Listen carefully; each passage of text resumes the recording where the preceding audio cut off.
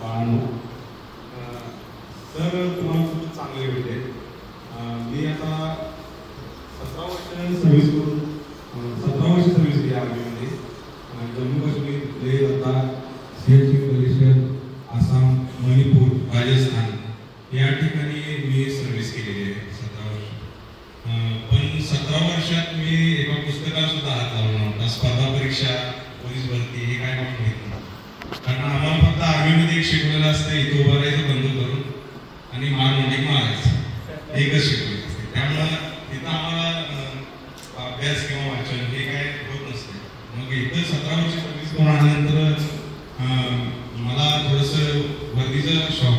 इथं एक वर्ष 1.5 वर्ष असं मोकळं बसणं मला काही जमलं नाही.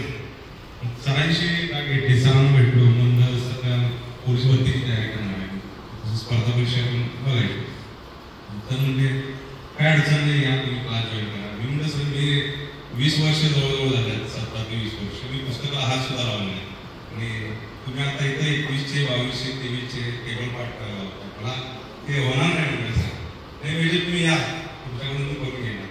आणि सर ज्यावेळी शिकवायचे त्यावेळेस सुद्धा तुमचं जसं लहान मुलं तसं सुद्धा मी सरांना घेऊन गप्प बसायचो. हे सगळं पाठ केलं पाहिजे, सगळा अभ्यास केला पाहिजे. सरांची भीती असायची त्यावेळी. आणि काही वेळ माझ्या भाषेने की मला अभ्यास करून भागच पाहिजे, मला वर्दी पाहिजे होती. मला म्हणजे माझ्या पाहुण्यातल्या मित्रातल्या किंवा नातेवाईकातल्या, तुला काय जमणार आता, तू वजन बघ, तू ग्राउंड काय करतेस, तू काय अभ्यास करणार आहेस, तुला मी म्हणलं मी करून दाखवणार. आणि सरांनी पण खूप चांगलं मला हे केलं.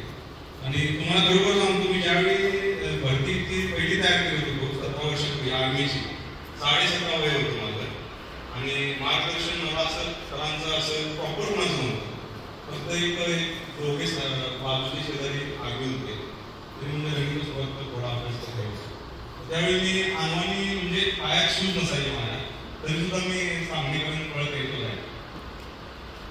त्यावेळी एवढ्या कठीण परिस्थितीतून दिवस काढले. तुम्हाला आता एवढं चांगली सवय खरं सांगतो, मला एवढं स्टडी करून बघितली मी, तिथून आईच नाही ऐकूच सांगते सर. आणि तुम्ही बरोबर तुमची जिद्द मोठी ठेवा. सर खूप चांगले आहेत, तुमचं सर्कल खूप चांगलं आहे.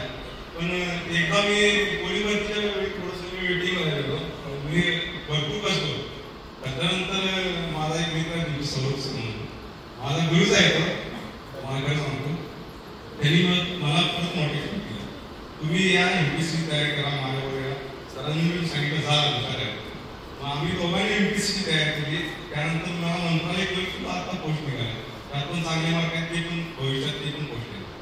तुम्ही मुलांना तुम्हाला एकच सांगतो, जोपर्यंत तुम्ही सक्सेस होत नाही तोपर्यंत तुम्हाला कोणी विचारत नाही. मी 2-3 वर्ष 4 वर्ष काय केली मला कोणी विचारत नाही. कालची गोष्ट आहे, माझ्या घरात असं बुके रूम भरले आणि मला वेळच नाही, कुठं जाऊ कुठं फोन उचला वेळ नाही, 100 दिवशी तुम्हाला.